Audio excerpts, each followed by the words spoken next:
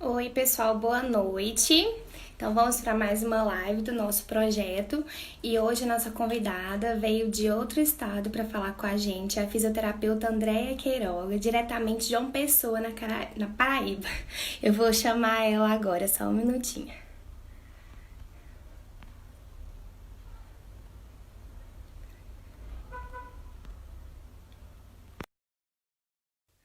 Vou entrar.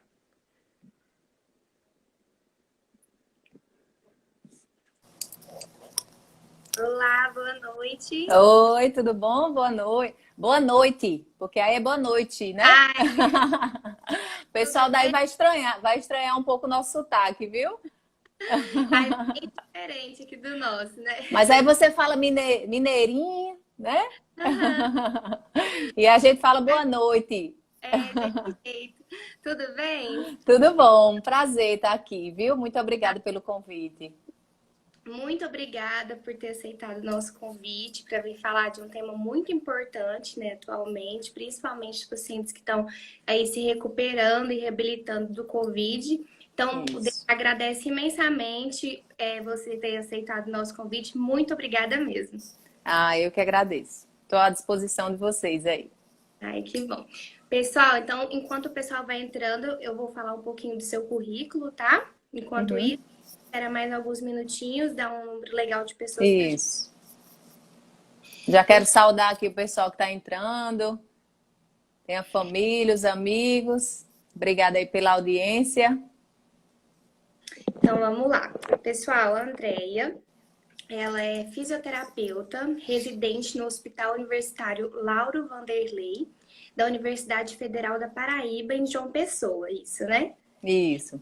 É mestre e especialista em fisioterapia respiratória e intensiva. Então, ela vai falar pra gente sobre a reabilitação funcional dos pacientes recuperados de Covid-19. Tem algo que você queira acrescentar no seu currículo? Não, não, só isso mesmo. Realmente. Então, tá bom. Ó, agora já são 7 e 7 4. 4. Um minutinho. Minutinho. É, um minutinho. Isso eu falo dos pontos que a gente levantou juntas para a Andrea poder falar na nossa live, tá? Então, vamos lá. Para introduzir, a gente gostaria que você falasse um pouco dos sintomas, se existem sintomas que são inespecíficos de uma pessoa para outra, a partir de qual momento que a pessoa tem que procurar um serviço de saúde, Uhum. e lá dentro, quando ela chega no hospital, quais os malefícios que ela vai ter dentre o uso de sedação, uso de corticoides, de bloqueadores neuromusculares, tentativas sem sucesso de desmame, o que tudo isso vai trazer de prejuízo para a funcionalidade desse paciente. A gente ouve muito falar também da posição prona. Uhum. Em que consiste a posição prona? Quais as vantagens e os benefícios dessa posição? E dentro da sua prática clínica, os pacientes eles têm respondido bem a essa posição prona? Aí você dá um pouco do seu relato, o que, que você vivencia. E para a gente entrar no tema principal da nossa live, que é a reabilitação dos pacientes, nós sabemos que os pacientes que ficam hospitalizados por longos períodos, eles estão mais sujeitos aos malefícios do imobilismo, como perda da capacidade cardiorrespiratória, perda de massa e força muscular, alterações importantes de equilíbrio, propriocepção, alguns podem desenvolver até delírio durante o período que estão no hospital. E nos pacientes recuperados de Covid, como que é esse quadro dentro do hospital e assim que eles saem? O quadro, Pronto. ele vai ser diferente, porque é uma doença muito grave. Então, o quadro Isso. é o mesmo, como que é? Vamos por partes, porque senão eu já me perdi. É muita pergunta. Você Deixa eu quer ir começar. você Vamos por partes, para falando? poder ficar mais didático. Olha Tá. só. Fazendo uma breve introdução. Primeiramente, a gente tem que entender, a gente ouve tanto falar, né, nas reportagens, nas publicações, eu tô com coronavírus, com Covid-19, SARS-CoV-2, o que é isso? Vamos primeiro entender a nomenclatura, né? Coronavírus é uma família, a gente denominaria como a família do vírus, né? Então, o SARS-CoV-2 seria o vírus propriamente dito dessa família, é um familiar do coronavírus, e a COVID-19 é a patologia em si, a doença em si. Eu estou falando isso porque eu sei que tem muitos estudantes, né, acompanhando, assim como profissionais, colegas, pessoas leigas também. Então, eu vou buscar falar de uma forma mais didática, né, não tão, assim, com um palavreado mais científico, porque para todo mundo poder acompanhar e não ficar uma coisa chata, monótona, tá bom? Então, assim, eu até brinco nas minhas postagens, né? É o seu Covid, ou Dona Covid, né? Porque é a doença Covid, né? Que a gente não tem que ter medo dela. A gente tem que fazer as medidas preventivas, profiláticas, para que a gente não adquira, né? Eu estou nessa linha de frente, então eu vivo a realidade, né? Numa UTI Covid e vivo a realidade da reabilitação desses pacientes no âmbito domiciliar. Né? Eu não tenho a experiência de clínica mesmo, mas eu vou até a casa desses doentes, né? Desses pacientes que estão recuperados numa fase mais tardia, né? Após o risco de infecção, de passar, né? Assim, essa transmissão, né? Após os 14 dias, para os pacientes que não adquirem a forma tão grave, e após 21 dias, os pacientes que adquirem a forma mais grave, né? Que é a síndrome da respiratória aguda grave do Covid. Então, eles precisam de um tempo maior de isolamento para começar essa reabilitação em casa. E aí você me perguntou no início, né, quais são os sintomas, né, inerentes à Covid-19. Então, no geral, eu acho que a maioria das pessoas sabem. Né? O que elas não sabem é que, às vezes, sintomas que não são patognomônicos da doença, né, podem nos dar sinais de que você está com Covid e você achar que não é. Então, a gente tem que ter cuidado. É uma doença muito nova, né? A gente não tem remédio, a gente não tem ainda a solução do problema, mas a gente tem que estar alerta, pelo menos aos sintomas, para que a gente possa se atentar ao momento certo de procurar ajuda médica, ajuda da reabilitação do fisioterapeuta e da equipe multidisciplinar. Né? É uma doença que...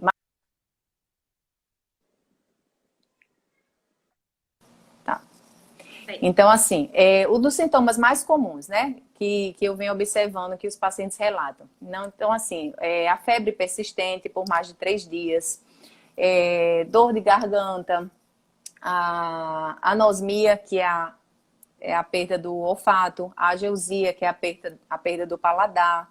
E são sinais bem, assim, frequentes para os pacientes do pós-Covid. Dor de cabeça, cefaleia constante, mialgia, que é aquela dor, aquele cansaço no corpo, cansaço muscular, a fadiga, né, para fazer os mínimos esforços, né, é uma dor muscular diferente da comum, parecido até com a fibromialgia, sabe, aquela fadiga que leva você até um estado de prostração mesmo, sabe, eu tive pacientes que tiveram que cortar o cabelo porque não estavam conseguindo pentear o cabelo, para você ver, né, como cada um apresenta de uma forma. Então, algumas pessoas têm diarreia, né? Além desse quadro febril, e outras pessoas, né? Apenas 5% da população que é acometida por Covid, eles percorrem com a fase mais grave da doença, que realmente é a dispneia, a falta de ar importante, e que leva a um quadro, né, inflamatório, que você precisa,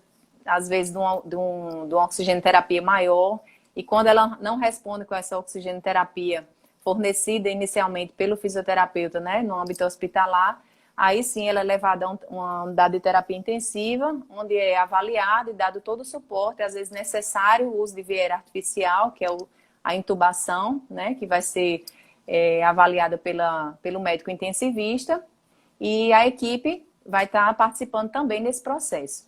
Então, dando uma pequena introdução da terapia intensiva, que é uma área que eu sou apaixonada, para também a outra que eu sou apaixonada, né? Faz 16 anos que eu atuo na área, tanto de UTI como na parte de reabilitação domiciliar. Então, assim, já passei muitas coisas, mas, assim, em relação ao Covid, é algo muito diferente do normal. A gente realmente está vivendo esse novo normal, né? Daqui para frente a gente vai viver. Então, assim, o fisioterapeuta dentro da UTI, ele acaba que assumindo essa questão do restabelecimento da função pulmonar e também da função musculoesquelética. Então, a atuação do fisioterapeuta dentro da unidade de terapia intensiva vai alterar na questão do desfecho final né? E no aceleramento desse desmame, dessa saída mais rápida, tanto do tubo como da própria UTI. Respeitando, logicamente, é uma doença que a gente tem que ter muita paciência. Não é um paciente que, não, vamos todo dia, vamos tirar logo esse tubo para que ele não seja traqueostomizado. Não, a gente precisa ser coerente e ter essa expertise nessa avaliação do momento certo de determinar a melhor saída, a saída mais rápida e segura desse paciente da UTI. Aí você me perguntou mais sobre, depois da UTI, da posição prona, não foi? Isso, da posição prona. Quais as vantagens e benefícios se os pacientes têm respondido bem a essa posição e o que você vê na sua prática clínica? Certo. Então, algumas pessoas, eu não sei se todo mundo que está aqui está me seguindo, mas eu fiz uma postagem semana passada sobre isso, inclusive mostrando um caso, não sei se você viu, né? De uma resposta muito positiva, assim, os pacientes respondem muito bem. Posição prona, para quem não sabe, é a posição com a barriga para baixo. Por que a gente faz, né? A gente consegue melhorar a ventilação e a perfusão, né? O oxigênio entra, a ventilação é a mobilização de ar do meio externo para o meio interno. Muita gente chama, não, eu vou botar o paciente no respirador mecânico. Quem respira é o paciente, então o correto seria chamar ventilador mecânico. Tá bom? Então, eu tô falando isso porque os estudantes, né, para eles se habituando nessa nomenclatura, né, mais correta. Eu acho que no Sudeste o pessoal já tá falando certo, né? Aqui o Nordeste tá. Aqui a gente vê das duas formas. Até na televisão a gente vê, né? Mas assim, de forma mais correta seria isso. O paciente é quem respira, porque ele participa do processo de ventilação, de perfusão, de difusão. A respiração composta por esses 3 processos. E a ventilação é só a mobilização de ar de fora para dentro. Então, a posição prona, ela permite que quando você inverta, né? Você retira essa pressão, né? De quando você está de posição para cima, que a gente chama de supina, você tira essa pressão na parede torácica em cima do pulmão. Então, quando a gente inverte, e as áreas de consolidação, as áreas de atelectasia, tudo ocorrem mais nas áreas posteriores do pulmão. Então, quando a gente inverte a posição, a gente favorece essa melhora na ventilação, na relação entre a ventilação desse ar que entra e esse ar que é perfundido para os tecidos, para que a gente seja bem oxigenado. Entre outras palavras, seria isso. Então, assim, melhora a mecânica pulmonar, melhora a complacência do pulmão, melhora toda a dinâmica, além somente da oxigenação do paciente. Então, a gente tem tido, sim, uma resposta muito positiva. Então, quem quiser puder ver meu post aí, falando sobre isso e mostrando, né, exatamente a evolução da gasometria arterial após 1 hora, 2 horas. Então, em média, a gente usa a posição prona de 6 a 16 horas. Algumas pessoas utilizam até 24 horas. Eu já vi artigos onde mostra que você pode fazer até 36 horas, mas assim, foi com um estudo com um N muito pequeno, que não pode ser feito também com segurança, porque também tem a questão da instabilidade que ela pode gerar, né, hemodinâmica. Deixa eu ver mais, em relação à posição prona. Então, assim, tem que ter esse acompanhamento da resposta. Então, dentro dessas primeiras horas, é feita essas gasometrias contínuas para ver se está havendo resposta nessa oxigenação propriamente dita. Não só nos pacientes que estão internos na terapia intensiva, mas também os pacientes pós-Covid, que é o nosso tema em questão.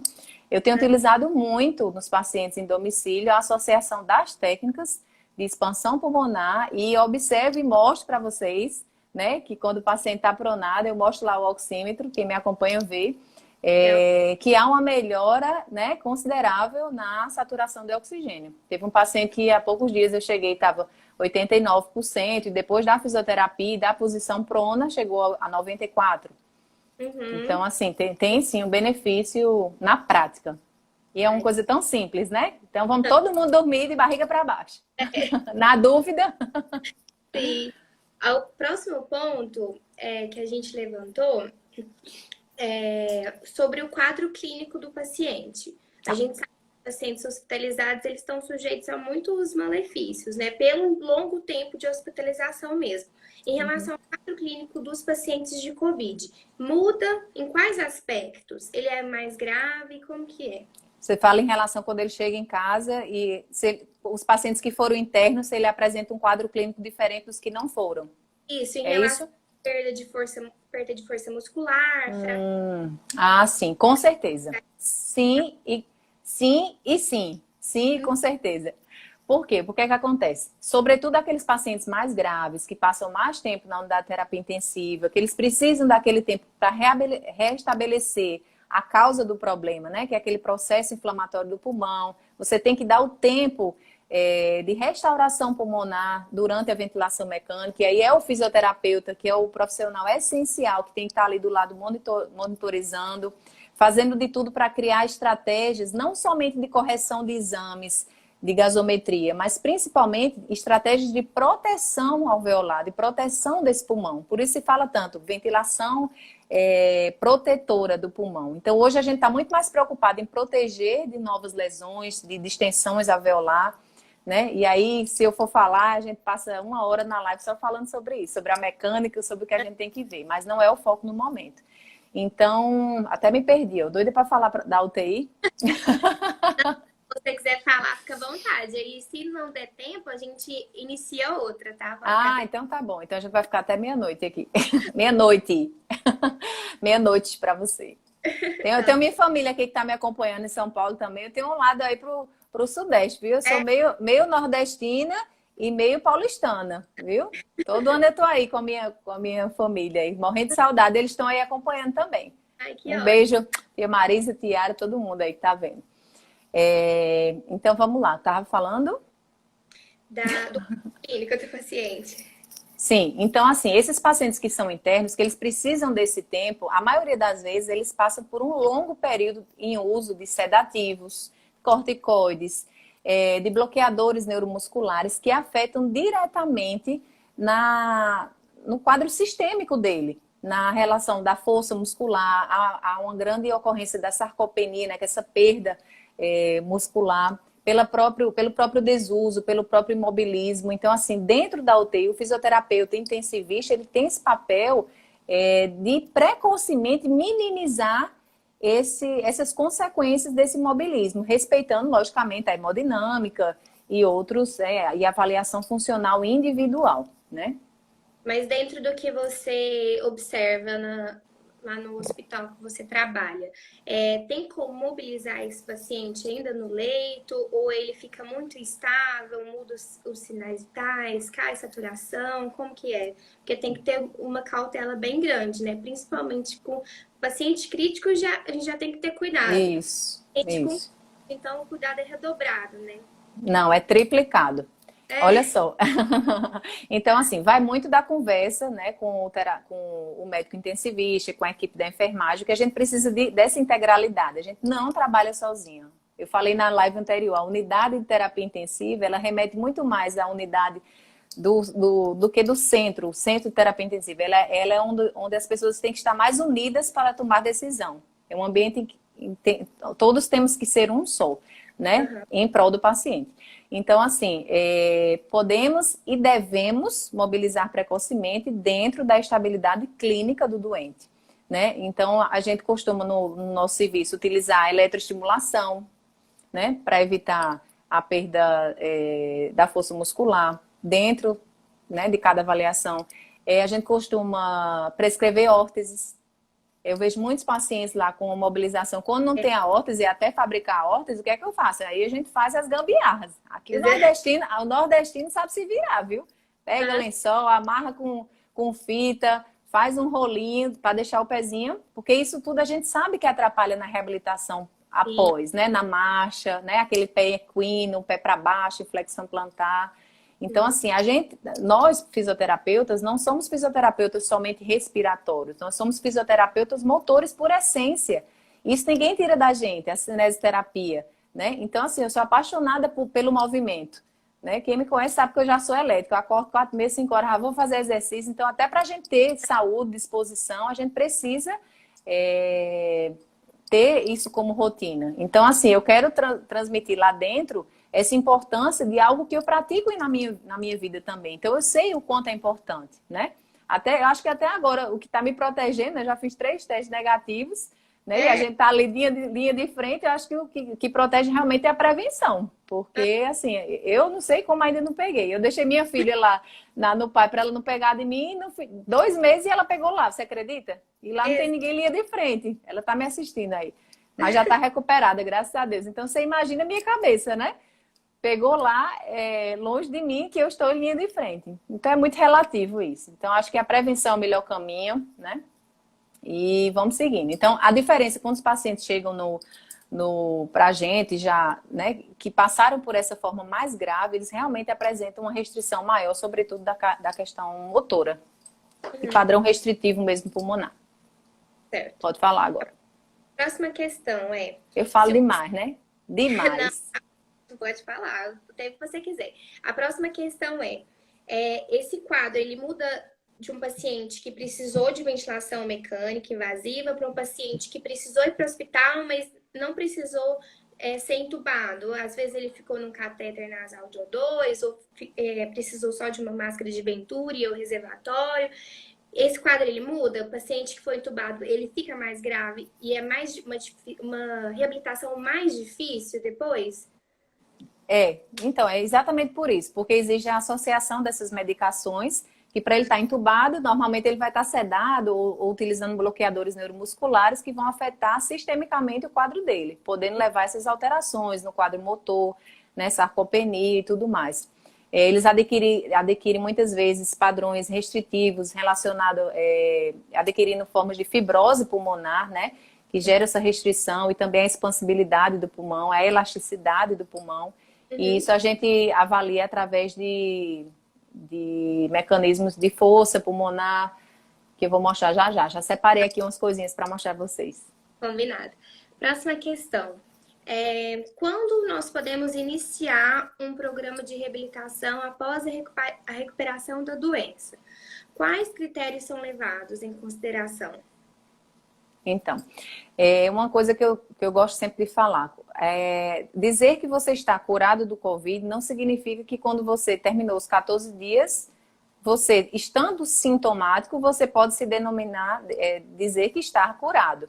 Né? Porque até no dicionário tem dizendo, a cura é a ausência da doença, mas não da doença em si. Às vezes tem um paciente que chega com uma tomografia ou com uma radiografia normal ou sem tantas alterações, comprometimento abaixo de 25% do pulmão, e eles apresentam um quadro clínico constante de tosse, de indisposição, daquela mialgia progressiva mesmo após esse período de isolamento, que seria esses 14 dias. Então, dizer que ele está curado, ele não está, porque ele apresenta ainda sintomatologia. E nós, como fisioterapeutas e como equipe multidisciplinar, não estamos aqui para tratar exames ou para tratar apenas imagens. Nós temos que ver o paciente como um todo, a integralidade dele. Então, se ele apresenta sintomas, ele precisa ser avaliado, ele precisa ser tratado. E aí que entra a nossa avaliação fisioterapêutica funcional. É a reabilitação, quando eu falei, né? Vamos mudar o tema, né? Para funcional. Por quê? Porque nós não somos reabilitadores de um pulmão. O pulmão, ele engloba a questão cardiopulmonar e também a reabilitação do fisioterapeuta engloba também a parte motora, né? Da musculatura esquelética. Porque o COVID, ele pega sistemicamente. Pode haver alteração renal, no sistema endócrino, e vários outros sistemas, cardiopulmonar, certo? Certo. Questão. Quando você chega para atender o paciente, como que você faz a avaliação? Se você utiliza uma escala, como que é feita a sua avaliação? Então, a avaliação é muito individualizada, né?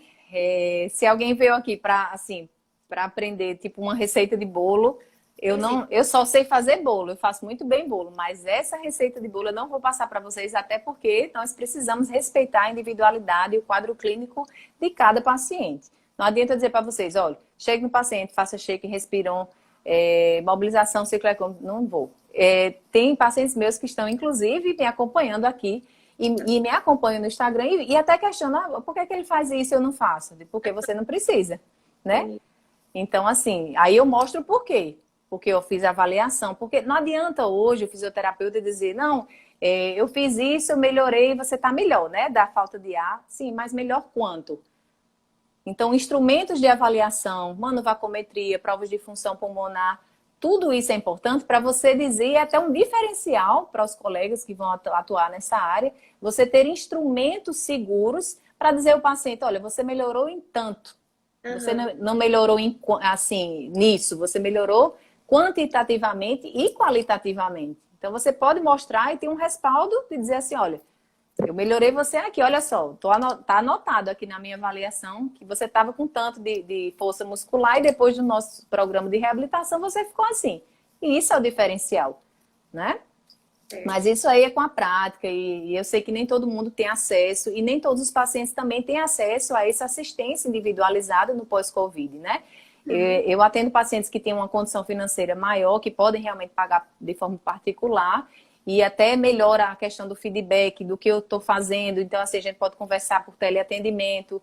Eu tenho o feedback com o oxímetro de pulso, para ele me dizer, olha, hoje eu estou assim, minha saturação está assado. Mas tem pacientes que não dispõem desse recurso. E aí fica muito mais difícil. Então, graças a Deus, os que eu estou atendendo dispõem desses instrumentos para me dar esse feedback, que é super importante, né? Para você avaliar como está indo essa sua conduta. Entendi. Ótimo, Andréia. Em relação aos objetivos, como a gente viu, é um quadro bastante variado de um paciente para o outro. Então, você traça os objetivos através da avaliação individualizada que você faz com cada um dos pacientes, né? Isso. E aí, a questão que eu acredito que você já até respondeu um pouco, é como traçar os objetivos e condutas, tendo em vista que o espectro da doença varia muito de um paciente para outro.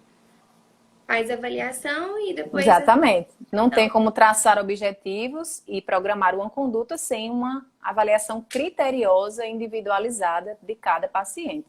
Eu não vou chegar, meu paciente vai estar da mesma forma que o outro. Eu atendo de pacientes jovens, puérperas, idosos, com comorbidades, sem comorbidades, e cada um, por incrível que pareça, cada um tem uma ausculta, cada um tem uma saturação, cada um tem uma pressão, cada um tem uma comorbidade, uma história. Então, você tem que colher no início para você até respeitar o progredir da sua conduta. Então, se ele é hipertenso, se ele é cardiopata, né? Você não pode criar, não, eu vou botar ele para correr, vou botar para fazer um treinamento de força, e se ele for cardiopata? Né? Então, tem testes específicos para cada caso. E aí, com a vivência, olha, ninguém sabe tudo. Né? Eu vi até uma postagem de uma amiga, não sei se ela está aqui, Roberta, que ela botou nesses dias. Né? O que nós sabemos é apenas uma gota. O que não sabemos é o oceano. E Covid se encaixa exatamente nessa frase. Nós não sabemos ainda o oceano inteiro, só sabemos uma gota. É algo né? muito...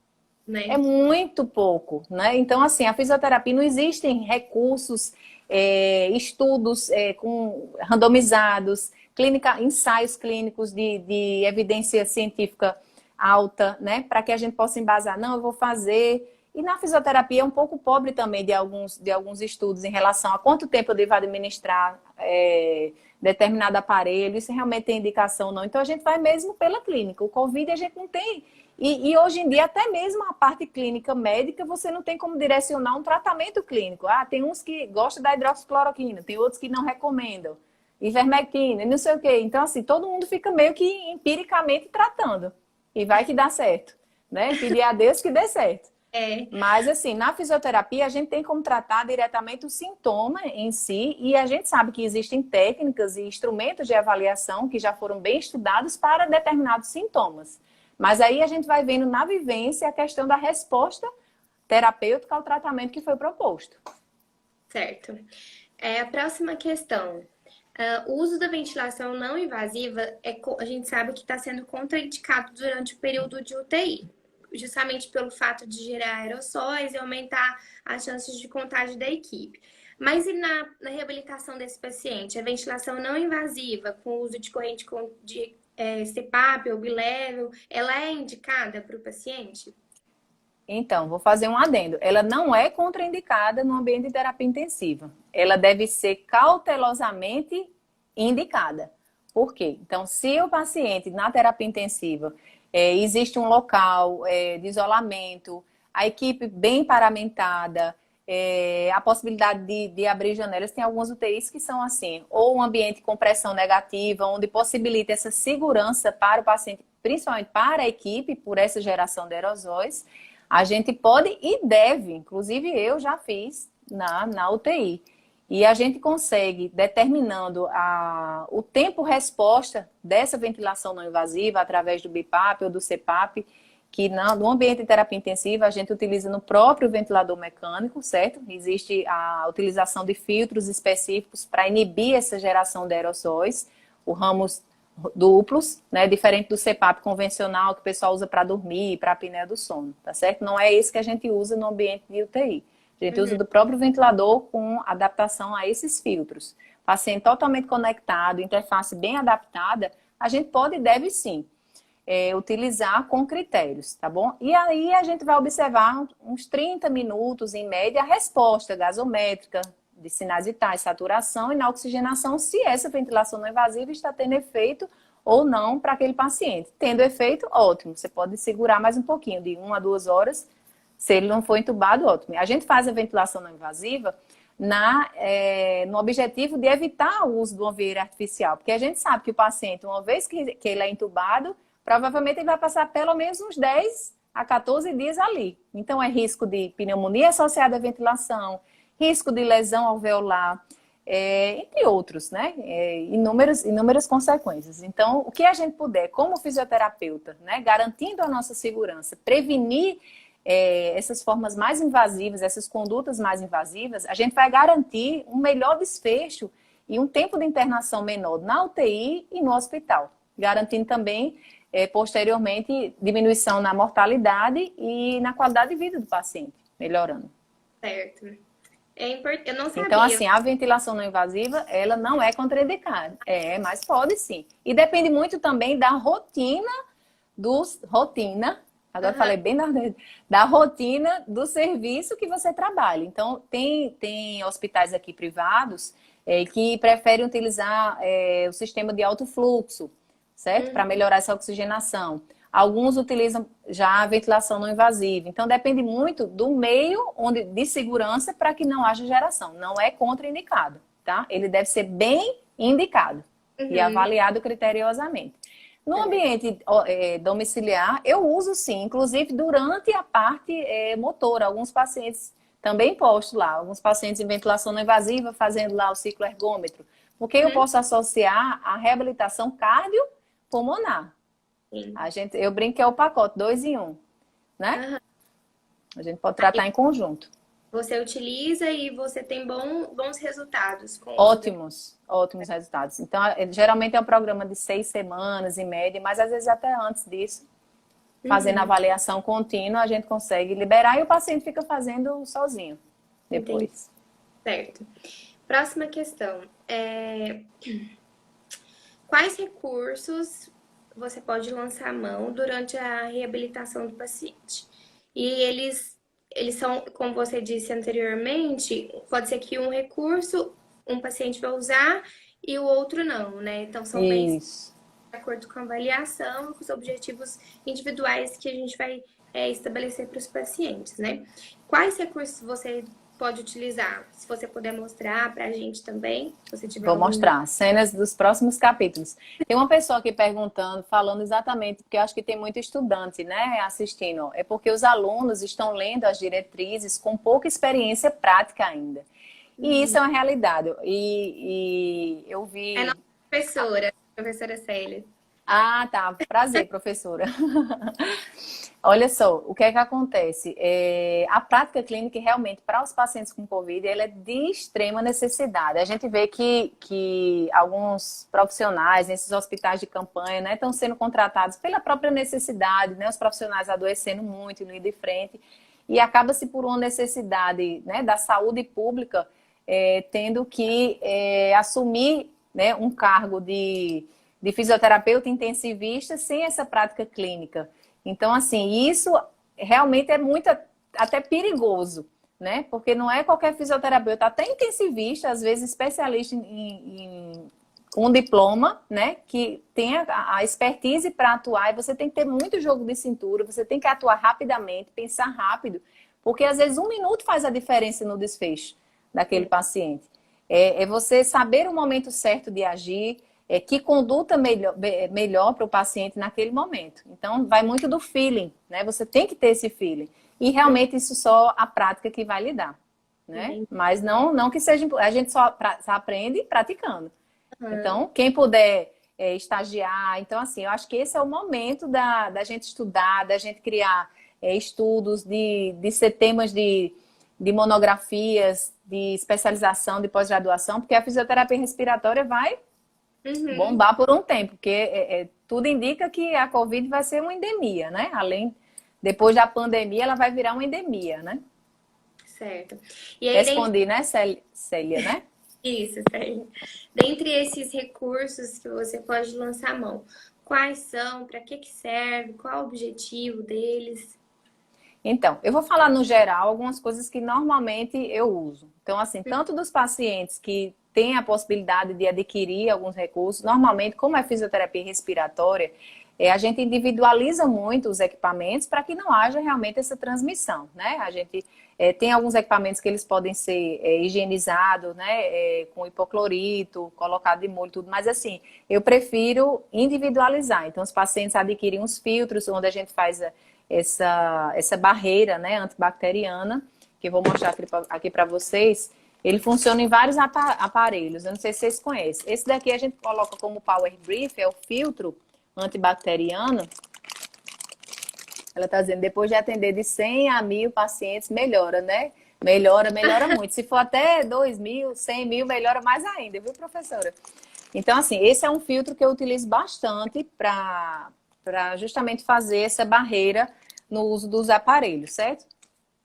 Ele não é lavável, ele só pode, para cada paciente adquire e a gente adapta aos aparelhos. Então, vamos supor, o paciente está com um quadro de hipersecreção e você avalia através... Olha, 2 instrumentos que o fisioterapeuta tem que ter. Oxímetro, que vai atender o pós-Covid, e estetoscópio. Sem esses 2, não dá para avaliar, certo? Certo. Principalmente a questão cardiopulmonar. A questão da parte motora é a avaliação mais de testes, né? Existem escalas de esforço, escala de Borg. Uma pessoa me perguntou eu deixei uma caixinha de perguntas e ela me perguntou sobre essa questão das escalas, né? Aí eu falei que ia abordar um pouco, Brenda, em média, depende o valor, ele está perguntando o valor desse filtro. Depende, você pode comprar na internet e existem vários preços, né? Mas em média a gente está comprando a R$40, tá? E aí é o paciente que assume que ele vai ficar com o aparelho, tá bom? Então, assim, um aparelho que é bastante utilizado nesses pacientes hipersecretivos é o shaker, que é bem famosinho, né? Existe o Classic, existe aquele que tem o bocal de silicone, certo? Ele promove uma oscilação intrabrônquica, onde favorece o deslocamento e o descolamento da secreção. Quando o paciente sopra, eu não vou abrir que tá lacradinho, só mostrar assim, sem abrir, certo? É um cachimbinho, onde o paciente sopra e promove uma vibração intrabrônquica no pulmão, favorecendo o deslocamento e descolamento da secreção. Depois do exercício, a gente sempre pede que ele tussa, né? Aquela tosse, a etiqueta da tosse, né? Com todos a segurança. E outra coisa, quando a gente vai atender o paciente pós-Covid, a gente tem que se paramentar ainda mais, porque ainda mais agora que a gente não sabe se realmente a gente está imune, né? Sim. Então, eu tenho colegas próximos que já têm comprovado que já estão com a reinfecção. Então, assim, que estava com IgG positivo comprovado, né? E o vírus, ele se replicou de outra forma, né? Porque existem várias possibilidades de mutação do vírus, isso é uma coisa que tem que ser conversada, infelizmente. Porque o que é que acontece? Muita gente que acha, eu tô com IgG positivo. Antes eu até postava assim, meu sonho é o IgG positivo. E agora meu sonho é estar sempre negativo. Porque do jeito que a gente não sabe como está evoluindo isso, a gente quer pedir a Deus que nunca pegue, né?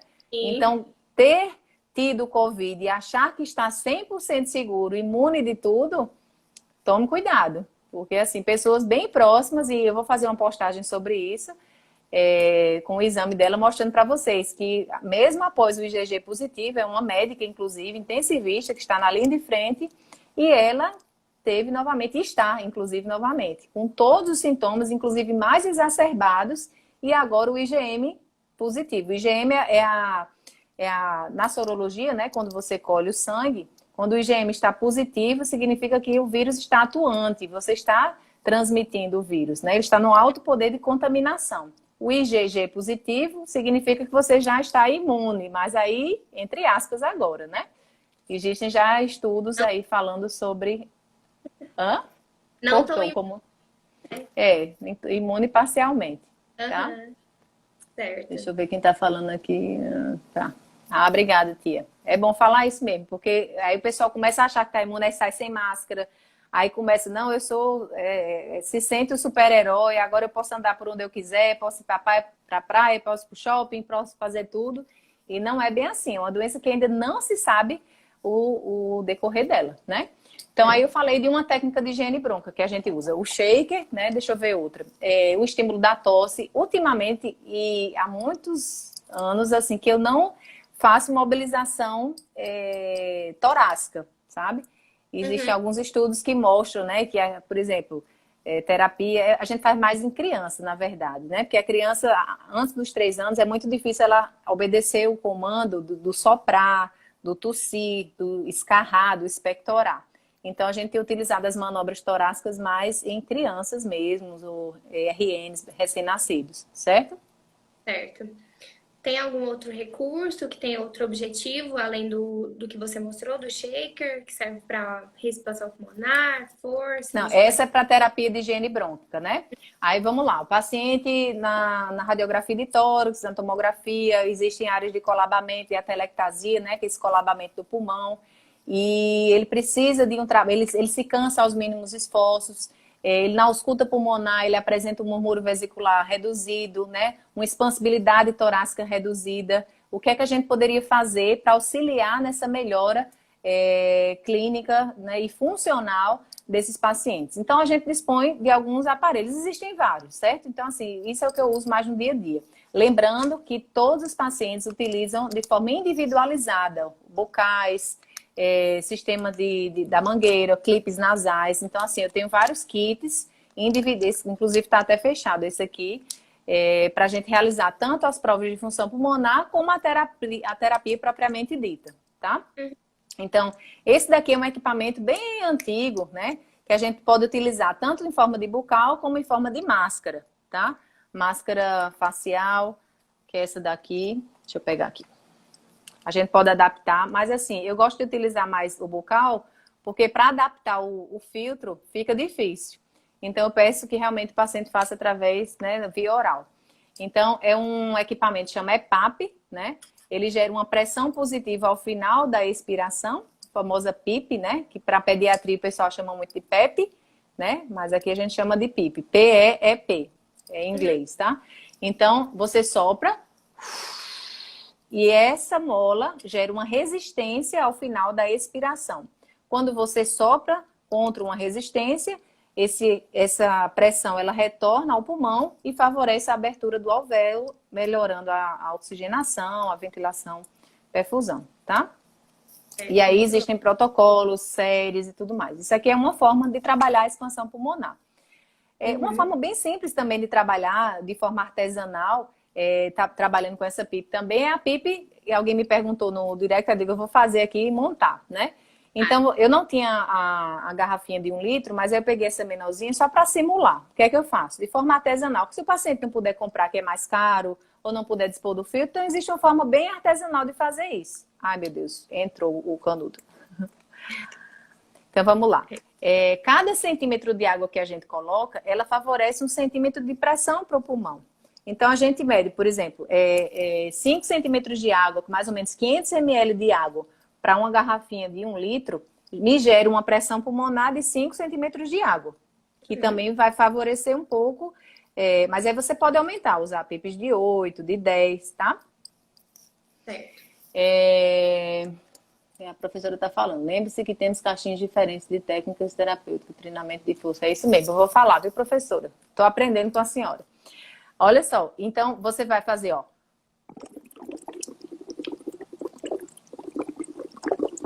Continuamente. Você vê que faz, é bem simples, né? Bem bobo, inclusive. Você coloca essa quantidade de água. Coloquei aqui um papel, dá pra ver um papel filme.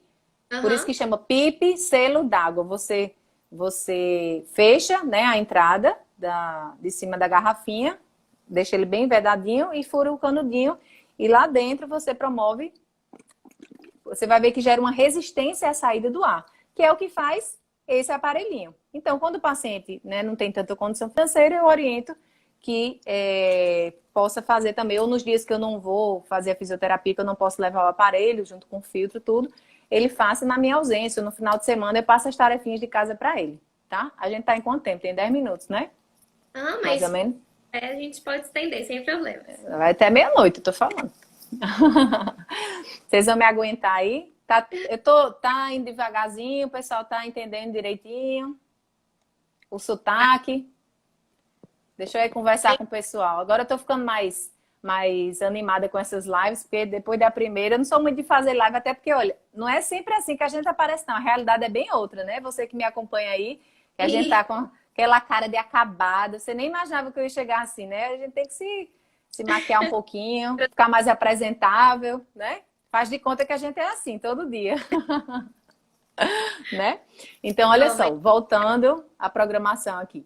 Então, a gente coloca, ó, continuamente, esse borbulhar gera essa pressão de ar, que tanto faz um pouco o papel do shaker, que aquela oscilação de alta frequência, é como se fosse um misto do shaker com o EPAP, de forma artesanal, tá bom? A gente pode utilizar até nas enfermarias, se você não dispor. Tem hospitais públicos que não tem tanto recurso. Então, você pode... Tem gente que faz até com aqueles coletores de urina, né? Fazem, logicamente, sem urina, tá? Não é com a urina, calma.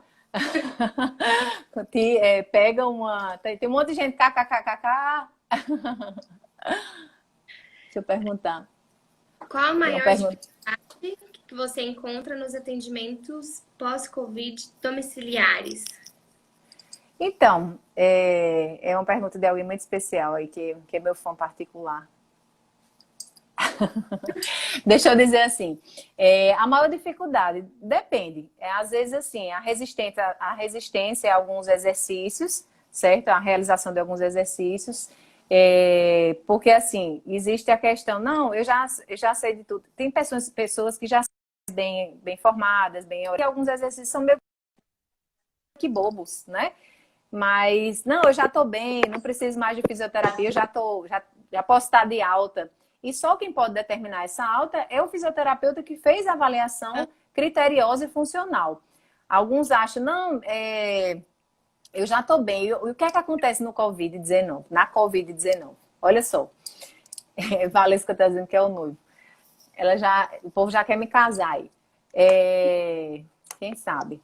Olha só. Desconcentrei, tá vendo? Ele entrou. Eu só tô rindo um pouquinho para descontrair, mas o assunto é sério, né? Então, ele perguntou o seguinte, qual é essa dificuldade? Então, alguns pacientes, eles dizem, não, eu já tô bem, eu não preciso de mais. O que é que acontece? Uma particularidade do COVID é a hipoxemia silenciosa. Já ouviu esse termo? Esse termo? Hipoxemia silenciosa. Tem Não. pacientes que às vezes não apresentam nada, nem dificuldade respiratória, eu tô bem tudo. Quando você vai colher a gasometria ou vai mensurar, né, no seu dedinho lá, a saturação de oxigênio, sabe o que é que acontece? Ele está 79. Nossa. A saturação ideal, né, a oxigenação ideal, para quem não tem muito manejo na questão da fisioterapia em si, né? O ideal é que você tenha uma saturação acima de 93, 95, melhor ainda se for, né, perto de 100, é o melhor, né? Mas existem algumas doenças que já têm uma base baixa de oxigenação. Pacientes, por exemplo, obstrutivos, DPO6, você não vai esperar que ele tenha uma saturação basal de um níveis tão avançados, tá? Então, você observou a saturação, o paciente diz que está tudo bem. Quando você vê, ele está com 79. Aí a gente diz, é a hipoxemia silenciosa, ele não percebe. É igual quem tem uma pressão arterial muito elevada e não percebe, de repente, culmina com um infarto agudo do miocárdio. Poxa, Uhum. mas eu era hipertensa e nem sabia. Porque existe a hipertensão silenciosa, né? Que você não determina sintomas. Então, a gente tem que ter muito cuidado, assim, de não menosprezar o quadro clínico de cada doente, certo? Respondi, meu amor? Tá respondido. Ó, comentário aqui, falando que você pode ficar meia-noite, porque essas explicações estão ótimas, está aprendendo bastante. Ai, coisa boa. Tem uma pessoa que perguntou, olha só, o exercício de encher bexiga é de baixo custo, pode ser utilizado? Pode, já estou aqui com a bexiga. Até porque é meu aniversário eu já estou juntando. Semana que vem, vai todo mundo cantar parabéns, já vou usar ela pra gente comemorar. Eu sou bem brincalhona mesmo, viu? Olha só. Então, a bexiga ela pode ser usada sim, certo? Também de forma paliativa, né? Não existe um estudo com bexigas, né? Mas a gente sabe que a gente encher bexiga, a gente favorece uma pressão na saída do ar. Quando eu encho bexiga, eu faço um esforço. O esforço eu também faço nesse aparelho, que é medido através de molas, né? Então, quando eu sopro sobre um esforço, essa pressão de ar também retorna para mim e pode favorecer, sim, a questão da abertura alveolar. Então, eu indico sim, de forma artesanal, tanto a questão do pípselo d'água como da bexiga. Nem tudo que está descrito na literatura, ou que ainda não está escrito, pode ser contraindicado. Porque algumas pessoas podem até dizer, não, não deve fazer isso, porque não está descrito na literatura. Mas, poxa, é algo novo. Você não dispõe de recurso. Mas se você sabe da fisiologia, da atuação de determinado recurso, você, por que não? Se não tiver contraindicação, né? Sim. Não tiver perigo de pneumotórax, né? Outras coisas. Aí vai muito também da expertise, da prática do manejo. Você não vai chegar, já enche a bexiga porque é bonitinho, bonitinho. Então não é assim. Obrigada, Patrícia. É dia 9, né, Leila? Dia 9, tá dizendo aí do meu aniversário. Tô lembrando porque os shoppings não estão abertos ainda, ninguém vai poder comprar presente, é uma pena. Mas tudo bem. Aí, olha só. Oi? Presente comprado só pela internet, né? Pois é, não tem nem essa desculpa, né? Oi, Núbia. Olha só, a outra coisa que tem sido bastante discutida é o uso do Respiron. Eu sigo até um perfil que, assim, até condena o uso do Respiron. Mas olha só, um paciente com menos condição financeira. A gente estudou na nossa prática, né, da graduação sobre o uso do Respiron. Tem cardiologistas que usam e que prescrevem como necessidade imprescindível do uso do Respiron. E eu, particularmente, gosto sim de utilizar para determinados pacientes, visando esse trabalho respiratório, porque existe a questão da resistência. Eu não estou fazendo aqui a análise comparativa, porque eu não fiz o estudo, eu não fiz. Eu estou falando do meu dia a dia, tá certo? Eu utilizo o Respiron como forma também de trabalhar essa questão da expansibilidade, porque é uma forma visual, um feedback visual para que você inspire profundamente. Logicamente que não se compara uma inspiração profunda. Então, os estudos que condenam falam o seguinte, mas uma inspiração profunda é muito melhor do que o Respiron. Mas eu não estou dizendo que não é. Mas se eu tenho um recurso visual que possa me dar um feedback, porque, assim, principalmente o paciente de domicílio, ele gosta muito de ter aquele instrumento ali, né? Estou em mãos e estou vendo a bolinha subir, principalmente para criança. Então, isso é muito bom ter esse retorno. Eu estou conseguindo subir a bolinha, né? E você vai aumentando a resistência. Então, isso é fundamental. Uma coisa que a gente usa muito são esses padrões ventilatórios, né? Com a utilização dos membros, né? Onde a gente inspira profundamente, expira entre os dentes para favorecer também essa resistência à saída do ar e favorecer também essa abertura do alvéolo. Tá já acabando o tempo, mas eu quero pegar aqui. Não vou ficar até meia-noite, vou abusar vocês não, senão vocês vão embora. O postor usa Respiron na com crianças. Pois é, tá vendo? Tem gente que usa, tem gente que não usa. Olha só, eu comecei a falar dos recursos, mas eu não falei da avaliação antes, né? Então, existe um equipamento, né? Eu até adquiri há pouco tempo, mas assim, que eu vi que era de fundamental importância. Então, tudo isso é muito investimento também. Então, para quem trabalha na área domiciliar, você pode até utilizar isso até como forma de incrementar mais a sua avaliação, a sua conduta, e você pode realmente até cobrar um pouco mais, porque você está dispondo de outros recursos que a maioria dos profissionais não dispõe. Então, você sempre tem que ter um pouco de diferencial. Não só porque, olha, técnica, todo mundo pode chegar, faça um respirão, faça... Então, assim, você tem que chegar, tem que ter o carisma. Esses pacientes que têm Covid, eles já são muito temerosos, eles não sabem o que pode acontecer daqui para frente, se vão ter recaídas. Muitos que tiverem hospitais, né? Então, daí vem a importância desse apoio psicológico, multidisciplinar, o apoio nutricional, né? Que eles perdem muito peso, a questão da sarcopenia. Então, existe uma necessidade dessa interação e dessa integralidade da equipe. Eu não estou aqui falando a reabilitação funcional, envolve também outros profissionais de outras áreas, né? Então, assim, quando a gente chega nesse domicílio, eles já sobe logo a pressão, né, arterial. Então, até eu verifico depois de um tempo de conversa, faço umas brincadeiras, boto para dançar. Quando é São João, me visto, boto trancinha. Vocês sabem que eu sou bem palhaça. Então, é isso que vai cativar o seu paciente, seu cliente, né? É a forma diferente, além da técnica que você pode dar, né? Então, saiba cativar e saiba... Tem pacientes que eu atendo há 8, 10 anos, né? E ainda não joga da minha cara. Já pensou?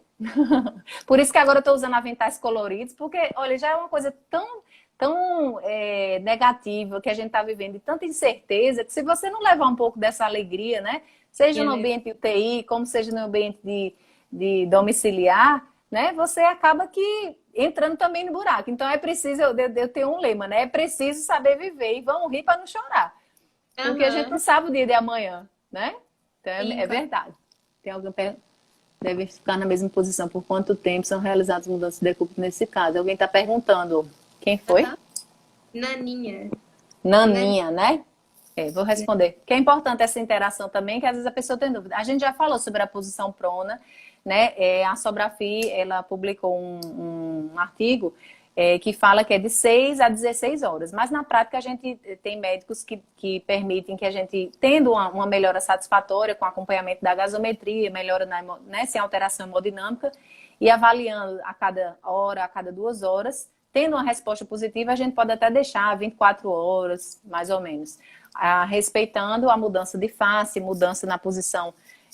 Depois você dá uma olhadinha na minha publicação, tá certo? Tem explicando bem direitinho sobre isso, tá? E aqui é a manuvacometria, que é onde a gente avalia a questão da força muscular inspiratória, que muitos pacientes têm esse déficit, né? Principalmente aqueles que adquirem a forma mais grave, né?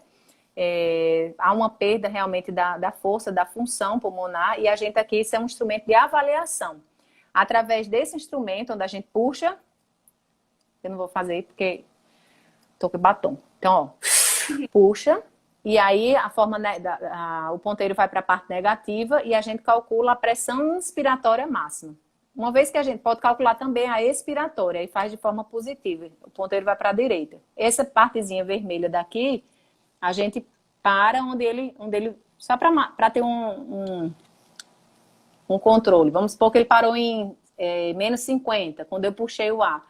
Aí eu posso marcar com a setinha vermelha só para demarcar onde ele fez. Porque são 3 tentativas, a melhor dos 3 você considera. E aí é um parâmetro inicial. O paciente está assim, se apresenta assim.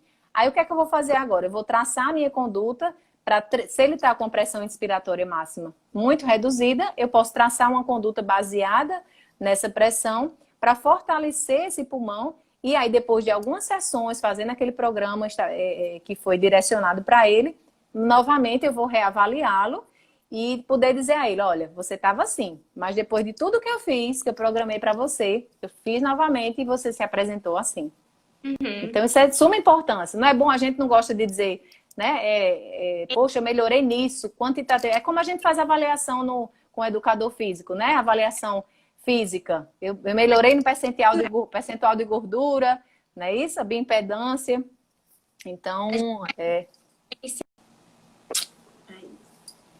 chegamos. Sim, pode. Pronto, aí a gente estava falando sobre a avaliação, né, da manuvacometria, onde a gente avalia a questão da força muscular inspiratória ou expiratória, para que a gente possa predizer a resistência necessária através dessa colheita, dessa avaliação, para traçar aí sim um programa de tratamento de treinamento de força muscular inspiratória. Para tratarmos a questão da musculatura inspiratória, baseada nessa pressão, a gente utiliza também esse equipamento que alguns conhecem, né? Alguns poucos conhecem, não era muito utilizado, mas hoje tem sido bastante divulgado, que é o Power Brief, certo? Você já conhecia? Eu só vejo só tinha conhecido das suas publicações, seus stories.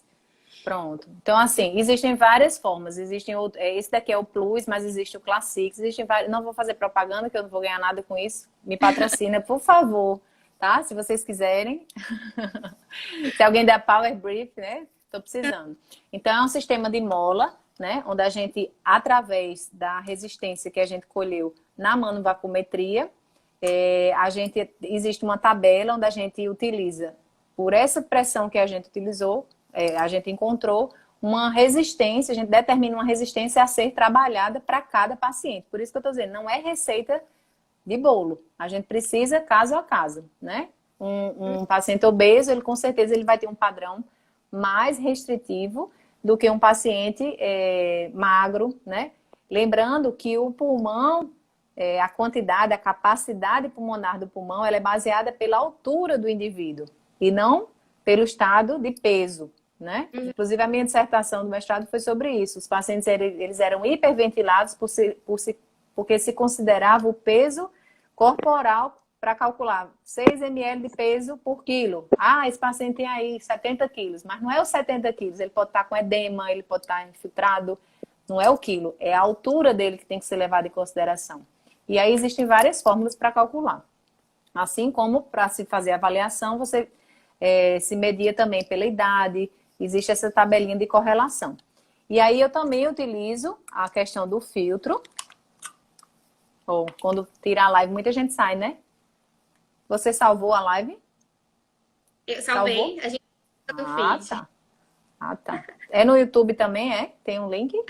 A gente criou um canal no YouTube porque a gente está fazendo debates agora. E como aqui tem que colocar mais de uma pessoa, a gente está fazendo através do YouTube.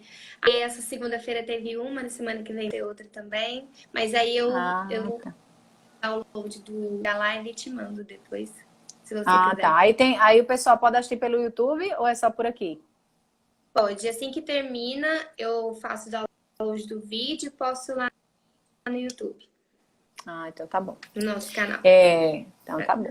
Chique. Olha só, esse Power Brief, né, é um equipamento onde a gente pode tratar. Aqui é um instrumento de avaliação e aqui é um instrumento de tratamento para trabalharmos a força muscular inspiratória. Então, você vê como esse filtro é útil, fazendo a propaganda, né? Esse filtro a gente também faz a gente pode no mesmo aparelho, porque se o paciente for comprar um aparelho desse, em média, esse daqui que é o Plus, é em média de R$650. O manovacômetro, 1.500 a R$2.000. Vou mostrar o também. Então, assim, é um investimento bem alto. Se eu for mandar cada paciente comprar, ele já vai dizer, não, minha filha, sai daqui que eu vou encher bolinha. Eu não vou querer você aqui não, né? Fora o pagamento da sessão, que a gente trabalha para ter um retorno também financeiro, não é verdade? E a gente investe para a gente dar o melhor, poder cobrar um pouco mais por isso, mas também dar um tratamento diferenciado, né? Então, a gente utiliza o Power Brief de forma inspiratória. O treinamento é sugando contra uma resistência agora inspiratória. É exatamente o inverso desse. Esse trabalha a ex e esse trabalha a inspiração. E aí existem protocolos de uso, né? A reabilitação pós-Covid só existe um ensaio clínico publicado. Não existem. Então, assim, a gente faz realmente de acordo com a sintomatologia. Mas aí existe uma gama de possibilidades para que a gente agora sim faça os estudos, né? Eu acho que agora é a hora de investir em estudo para que a fisioterapia tenha esse ganho aí da dimensão de visibilidade, né? Então, eu utilizo muito esse daqui com os filtros, existe branco, azulzinho, e associo muito ao cicloergômetro, ao senta, levanta, ao trabalho de cardiopulmonar, certo? Para que a gente não só trate a questão pulmonar, mas também a parte de reabilitação cardíaca, né? E aí vai também de acordo com a avaliação inicial, de acordo com a frequência que ele pode atingir. Então, sempre monitorizando através da oximetria de pulso a frequência cardíaca dele, para que você não subestime a capacidade dele de fazer exercício. Você não dê a carga além do que ele pode suportar e não gere arritmia. Então, você tem que colher bem a história do paciente. Não vai chegando, botar ele para fazer bananeira, plantar banana, não é assim, não. Tem que ir devagarzinho, tá? E outra coisa que eu até postei hoje, né? Que eu estou usando num paciente, então, só estou usando em um, inclusive. Outro eu estou usando ventilação não invasiva, né? Eu não trouxe aqui o BiPAP, ficou no carro, porque meu carro é a Clinicar. Não vou nem fazer muita propaganda, porque se alguém levar meu carro nem puder atender amanhã, eu não posso, né? Então, vocês conhecem esse aparelho reanimador de Miller? Já ouvi falar, mas eu não sei te dizer se é muito utilizado aqui. Talvez algum dos nossos professores que estejam vendo possa nos dizer. Pois é, Professora eu tô Esther? falando isso porque quando eu fui, eu tenho formação também, uma parte eu fiz aí lá no Sudeste, né? E quando eu fui dar uma aula na pós-graduação em São Paulo, eu fui apresentar esse aparelho e, assim, 90% da turma nunca tinha visto. E a fabricante desse aparelho é de Curitiba, né? Assim, pro lado da Banda do Sul, né? Então, assim, eu vou explicar exatamente porque até, poxa vida, tem que dar para o pessoal do Sul, né? Que eu tinha criado, né? Do Nordeste, mas não foi. Então, olha só. Esse reanimador de Miller, eu gosto muito de utilizar, porque assim, ele independe da necessidade de você ter sistema elétrico, como o CPAP, por exemplo, que a gente tem que ter. Vamos supor, você vai atender o paciente, falta energia. Nem toda casa tem um sistema de gerador, né? Então, aí você perde até o tratamento. Ou pacientes que são traqueostomizados, que precisam de uma ventilação mecânica não invasiva de forma contínua. E faltou energia. Entendeu? Então, eu gosto dele por isso. Basta acoplar isso aqui. Existe uma válvula de redução de pressão que a gente acopla ao aquele fluxômetro de um cilindro. Então, os pacientes, eles locam esse cilindro. Cada casa tem o seu cilindro e cada casa tem uma máscara com cristal e com copinho individual, tá? Essa daqui é daqui de casa, porque eu sou tão paranoica que eu tenho um cilindro em casa. Mas eu tive que emprestar. Começou a pandemia, morrendo de ter medo de falta de ar, eu já aloquei logo um cilindro para mim. Então, eu sou bem prevenida. Olha só, então a gente coloca no fluxômetro, acopla no paciente, pode ou não colocar um pouco de soro, então isso me possibilita que eu associe, às vezes, a um broncodilatador, mas eu gosto mesmo só de umidificar com um pouco de soro, então você faz tipo uma nebulização, propicia a pressão positiva gerada pelo cilindro. Existe uma válvula aqui, ó, onde eu aperto e eu faço de forma intermitente esse envio dessa pressão positiva gerada pela pressão do cilindro. Quando eu aperto, o ar sai, entra por aqui, ó.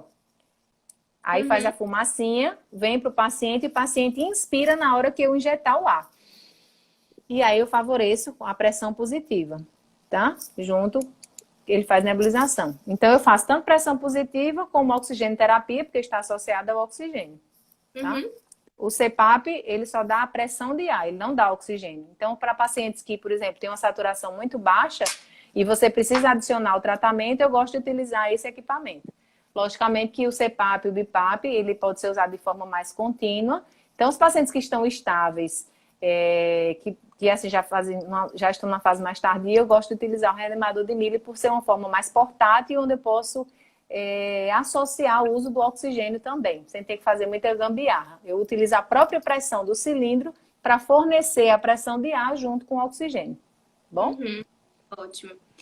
Acho que Deixa eu ver se tem mais. Vamos ver se tem alguma pergunta. Se alguém tiver, pode mandar. E aí, assim, da parte motora, né, assim, responder em relação à parte motora também, né, que eu falei muito da questão respiratória, mas existe, assim, a possibilidade da cinesioterapia em si, né, a parte de alongamento também dessa musculatura respiratória, mas os pacientes, como eles ficam muito fadigados, tem essa mialgia. Outra coisa que vem ocorrendo muito, que muita gente não está tentando, como eles passam, às vezes, muito tempo em posição prona, quem tem, por exemplo, problema de coluna, hérnia de disco, protusão, qualquer tipo de problema de coluna, tem se queixado muito. Aí vem, assim, prioritariamente você tem que pensar na questão da sobrevida e da saída desse quadro agudo do pulmão. Aí depois o fisioterapeuta vai corrigir essa questão da dor lombar e tudo mais, né? Que eles relatam bastante, né? É uma coisa que a gente tem que atentar. Aí existem recursos, o TENS, né? Que a gente pode utilizar, crioterapia, compressas, massoterapia, por que não, certo?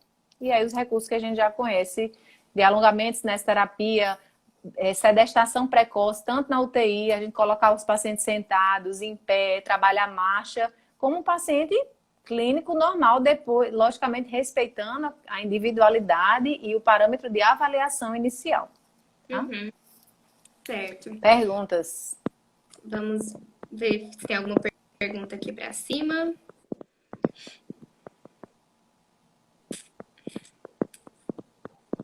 Dentre as você respondeu todas. Se tiver mais algum ponto que você queira mencionar, que você acha importante, que a gente que não foi dito aqui, pode ficar à vontade, tá?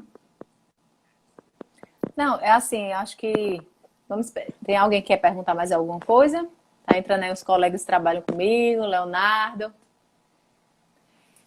Olha só, é só uma observação e um conselho de quem está realmente em linha de frente, né? A gente sabe, é sabido, né, por todos, que nós não temos a cura para a Covid-19. A única forma ainda de prevenção são 3 coisinhas. Não tem remédio descrito na literatura de 100% de segurança de que você usando esse remédio você vai sair. 100% de segurança que você é jovem, sem comorbidades, você vai adquirir a forma mais leve. Ninguém sabe. Então, a gente tem que realmente pedir a Deus e fazer a nossa parte. 3 coisas que a gente tem a fazer. Utilizar máscaras, lavar as mãos e o distanciamento social. Só temos isso. E oração. Só. Né? Acima de tudo. Então, a gente só dispõe disso. Então, assim, muito cuidado com os IgGs positivos para a gente não ser um meio de recontaminação e a gente sofrer. Já não basta sofrer uma vez, imagina 2.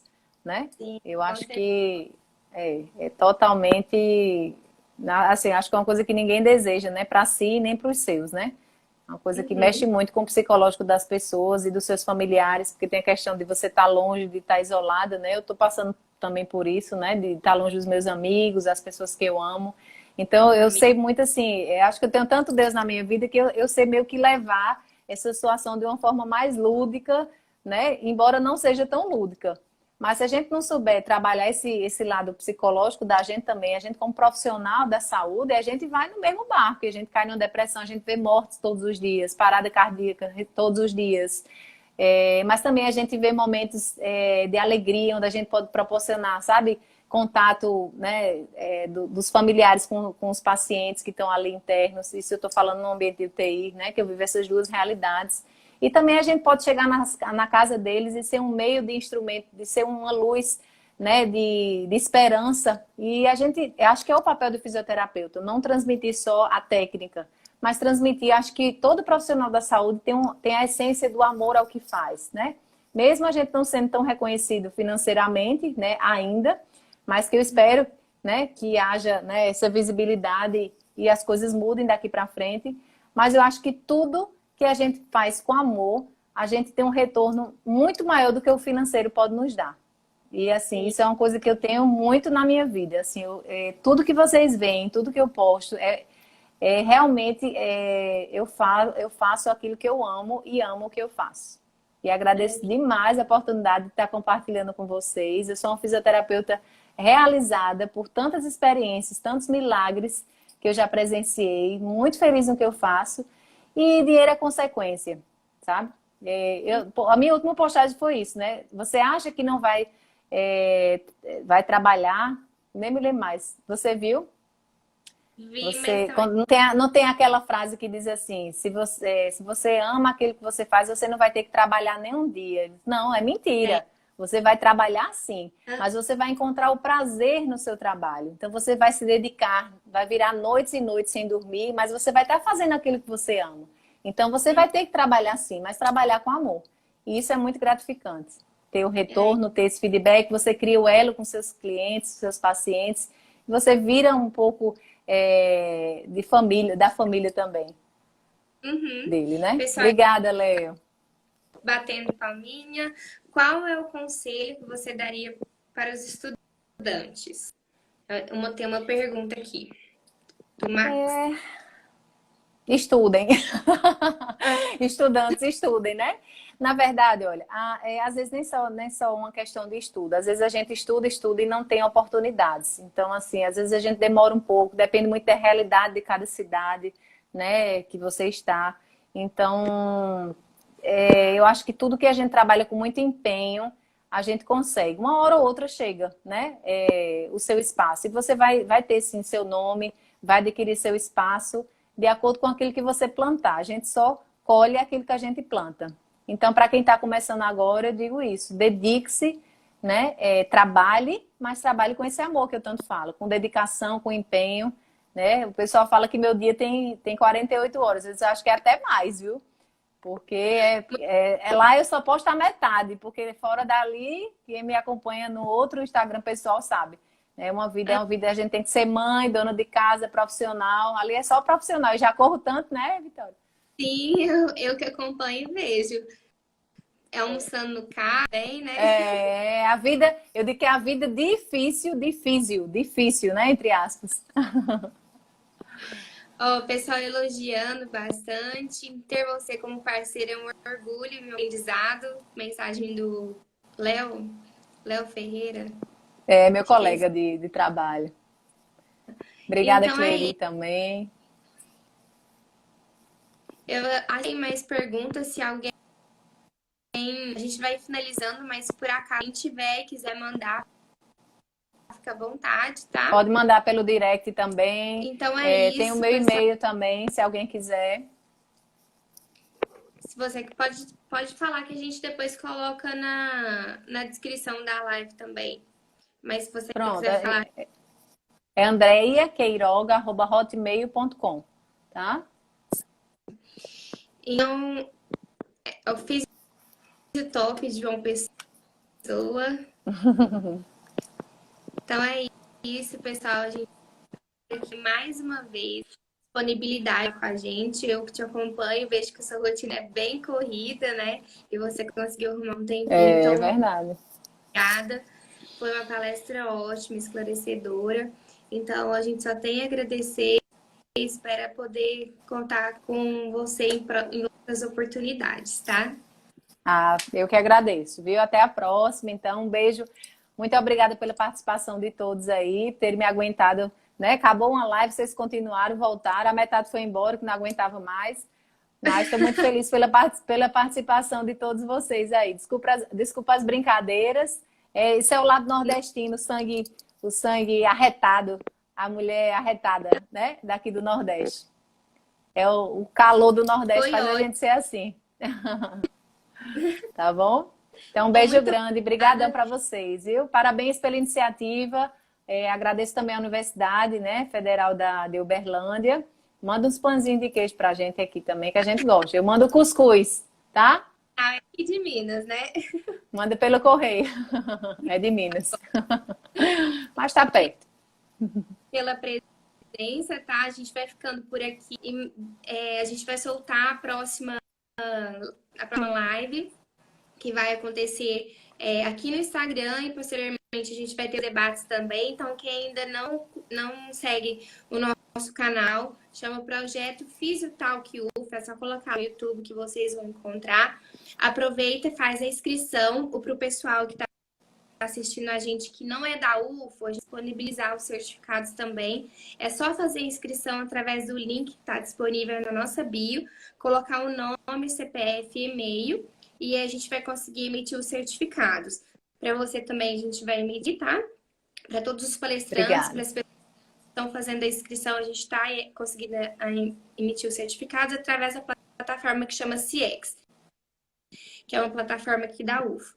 Então, muito obrigada, pessoal. A gente se vê no próximo Projeto Fisiotal, que a gente vai ficando por aqui, tá bom? Muito obrigada, obrigadão. Andréia. Um beijo. Tchau, tchau. Boa noite. Beijo. Tchau.